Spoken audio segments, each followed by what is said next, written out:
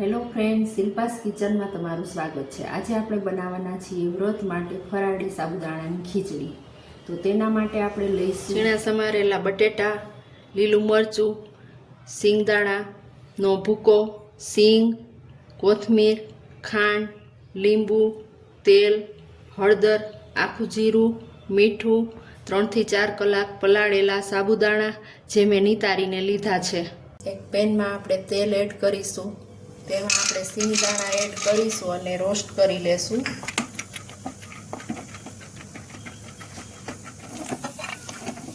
આખું જીરું એડ કરીશું। જીરું બરાબર સંતળાઈ જાય એટલે એમાં આપણે બટેટા એડ કરીશું।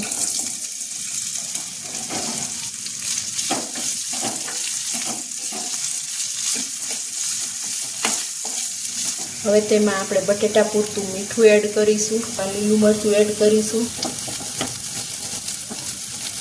હળદર એડ કરીશું, સાબુદાણા એડ કરીશું,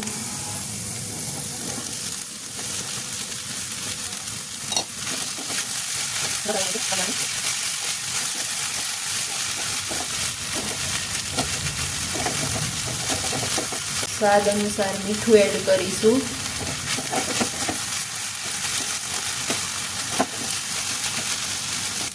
આ રીતે સાબુદાણાને હલાવતા રહેવાના છે। સાબુદાણા ટ્રાન્સપરન્ટ થાય ત્યાં સુધી હલાવતું રહેવાનું છે। તમે જોઈ શકો છો હવે સાબુદાણા ટ્રાન્સપરન્ટ થઈ ગયા છે।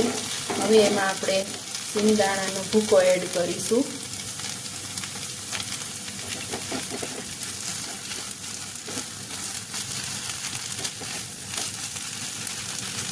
હવે તેમાં આપણે લીંબુનો રસ એડ કરીશું, ખાંડ એડ કરીશું,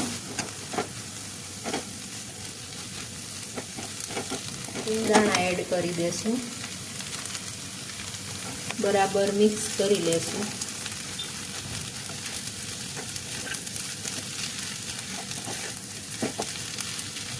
ધાણા ભાજી એડ કરી દેશું। તો આપણી ફરાળી સાબુદાણાની ખીચડી રેડી થઈ ગઈ છે। આપણે સર્વિંગ પ્લેટમાં સર્વ કરી લઈએ।